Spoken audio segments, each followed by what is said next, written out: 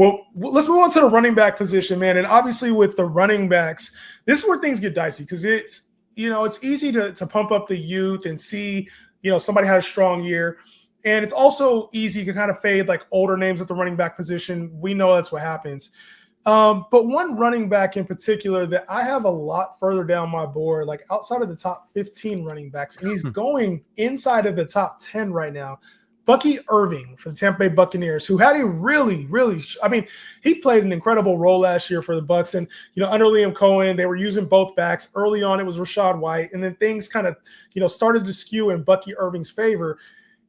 I think he missed out a couple games down the stretch, but he didn't finish inside the top 12 running backs. And now he is being pushed into the top 10 running backs because of the way that he runs.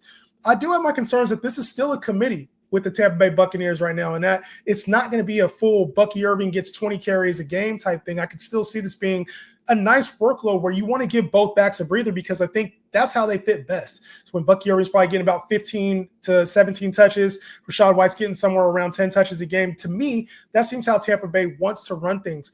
Not to mention that this passing attack's probably going to be a little bit more prolific with Chris Godwin back, and you get Emeka Egbuka as well. So I think when it comes to Bucky Irving, I like the kid, and I think that he's going to be a really good running back at times.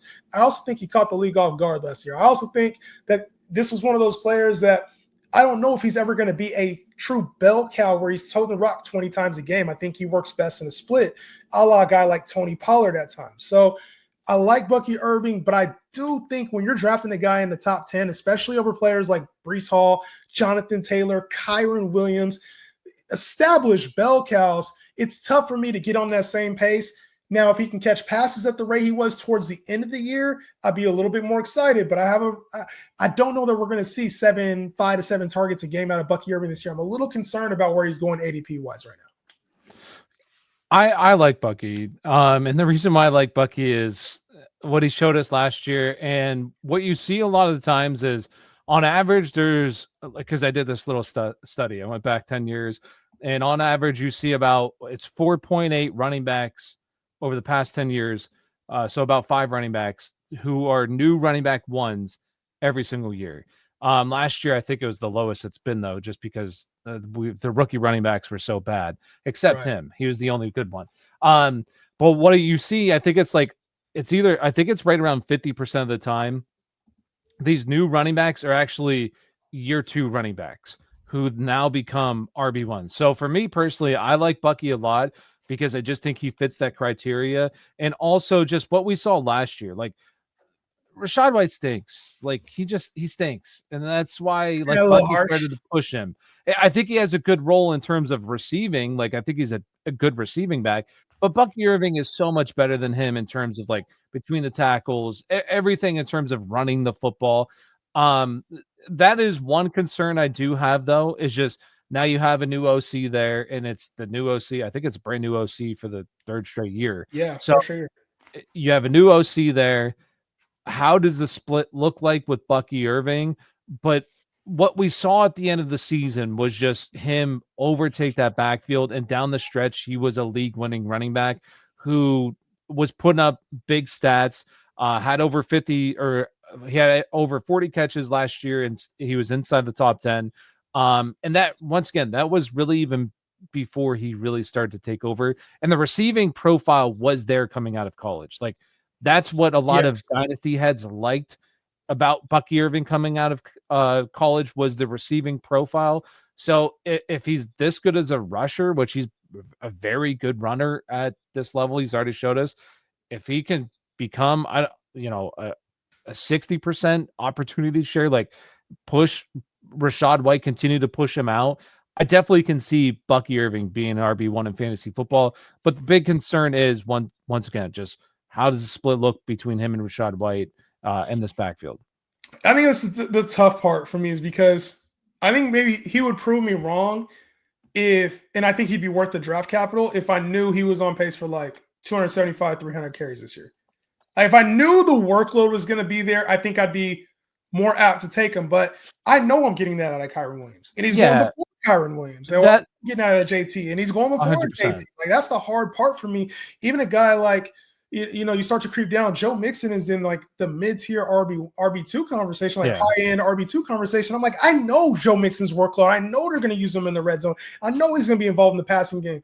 So I get like the dynasty component of that. Oh, you want the young player who has potential top 5 assertion, but like Joe Mixon is going like RB15 range. And we know he was like a top 5 back when he was playing last year. So I'm a little conflicted when it comes to Bucky Irving's value. Like I said, I think he has all the potential in the world. It's just, who am I going to draft at that spot? I don't know if it's him. For me, I think he's RB12. There's a couple guys that I would 100% take over him. I would take Josh Jacobs over him without a doubt. And he goes before Josh Jacobs.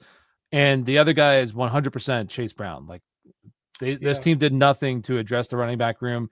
They drafted Taj Brooks, I think in like the 6th or 7th round, maybe even the 5th. I don't know. It was a day 3 pick, but like they really didn't do anything. And Chase Brown saw elite volume at the end of the season, so he's another guy.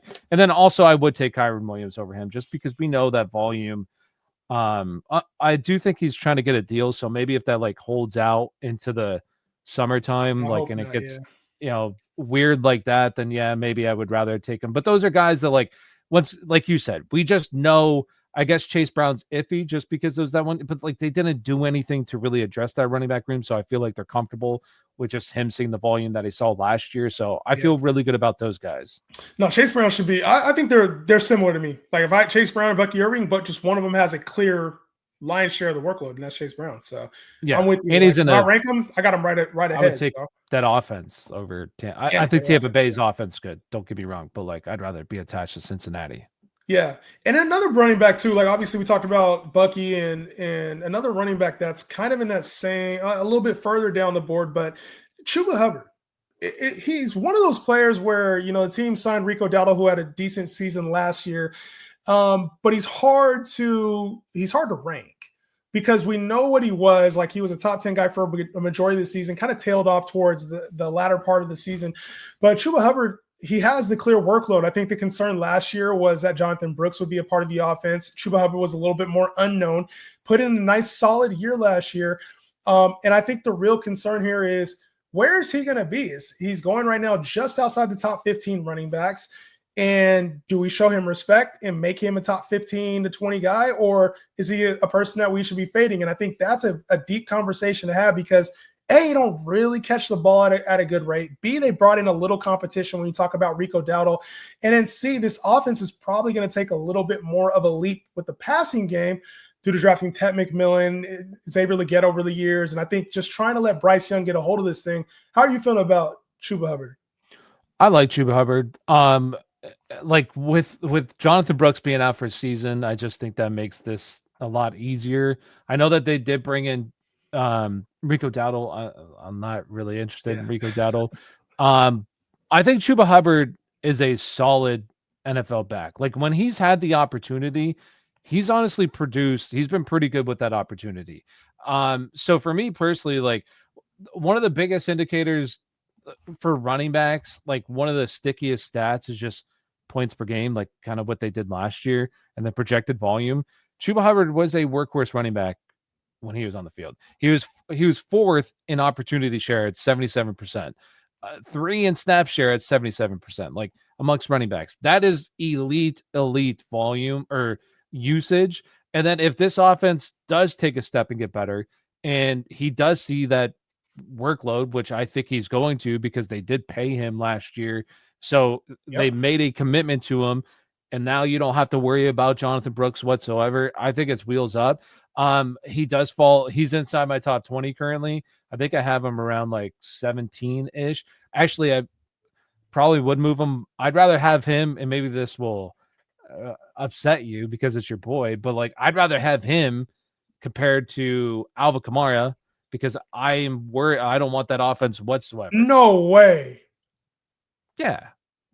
You'd rather have him over Alvin Kamara? Chuba Hubbard I want to say he was a top 10 running back last year. I think you're kind of underestimating what Chuba Hubbard did last year. No, I think it's more so just based on Alvin Kamara missing a few games too. But like I'm pretty sure Alvin Kamara missed like the last 3 games and still outproduced Chuba Hubbard in PPR. In full point PPR? Yeah, you can tell me if Yeah. I'm wrong. No, I think where was Chuba in points per game? Yeah, No, he it's all outproduced. just he outproduced points per game and season Yeah, long. and season long. Yeah, Kamara outproduced Chuba Hubbard, right? So that's why I'm yeah. like, I don't. I mean, the offense isn't going to be there, but like, I'm not taking him over. I'm taking Alvin Kamara 100 times out of 100 over No, Chuba Hubbard. I'm not. I don't want Alvin Kamara. I didn't want him last year, and I'll gladly not take him again this year. Don't with Carr being out. No, thank you. About to miss again, bro.